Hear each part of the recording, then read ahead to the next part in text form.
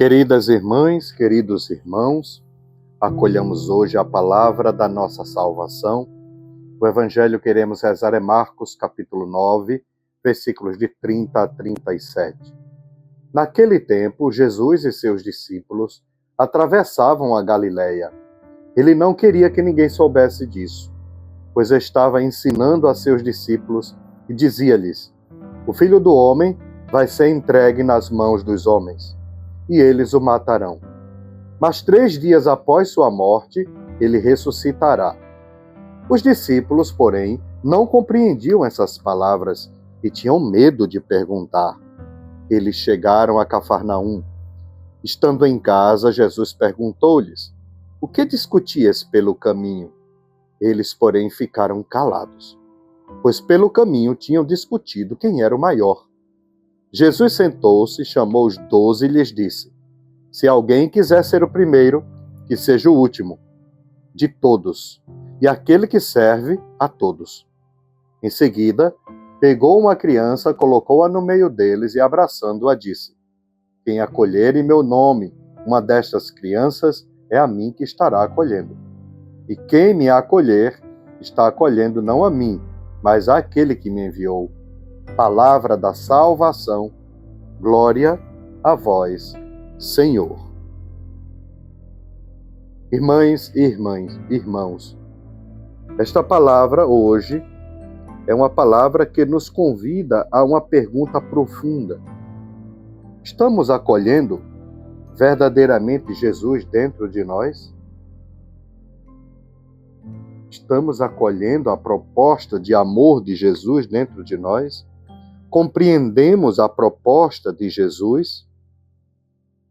Entendemos que o seu modo de proceder, o seu jeito de ser, a sua profecia, revelam e falam muito desse Jesus que nem sempre queremos conhecê-lo?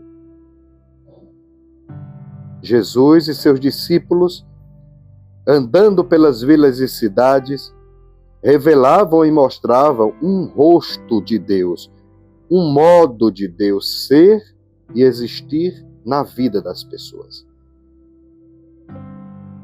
De uma forma discreta, também Jesus sabia levar a sua vida em missão, porque ele tinha um foco: formar e ensinar aos seus discípulos. E desta vez ele traz uma mensagem dura: o Filho do Homem vai ser entregue nas mãos dos homens e eles o matarão. Mas 3 dias após sua morte ele ressuscitará. Jesus revela ao coração dos discípulos a sua paixão, a sua morte e a sua ressurreição. E claro, isso mexe no coração dos discípulos. Eles também ficam sem entender. Ele também impacta a vida dos discípulos, pois os discípulos iam sendo formados em um processo. Compreender o seu modo de proceder, compreender a pregação do seu evangelho, entender a sua profecia, significa o coroamento, paixão, morte e ressurreição.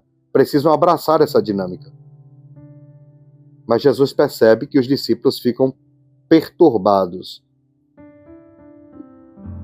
E justamente Jesus senta com os discípulos outra vez e afirma: se alguém quiser ser o primeiro, que seja o último de todos.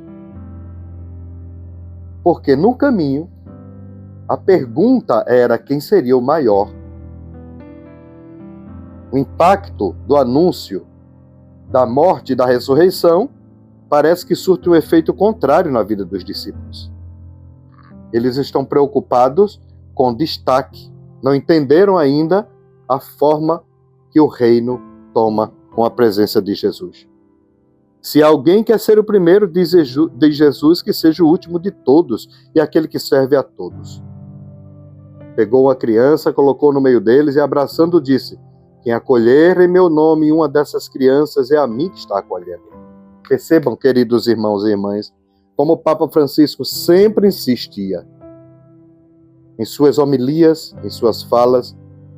Ultimamente ele teve um encontro com as crianças, no Jubileu das Crianças, e ele disse que irá escrever uma carta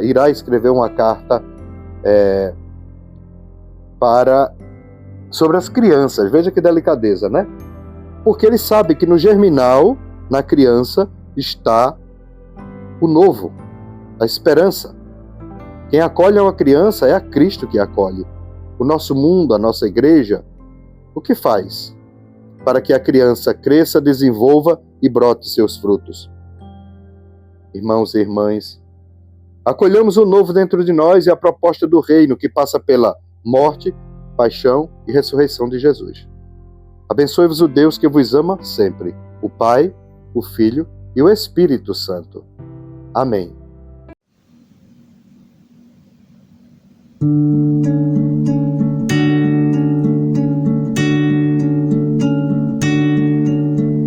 Tudo tem saudade de Deus. Tudo tem saudade de Deus. Quando a terra quase em guerra estremece e o mar sem acalmar se agita e cresce. Quando o céu rasga seu véu e a chuva desce, é tua paz, ó Deus, que esperam, é saudade. Tudo tem saudade de Deus. Tudo tem saudade de Deus. Quando a flor perfuma a dor de seus espinhos e o rebanho acha estranho andar sozinho. Quando as aves tão suaves formam ninhos,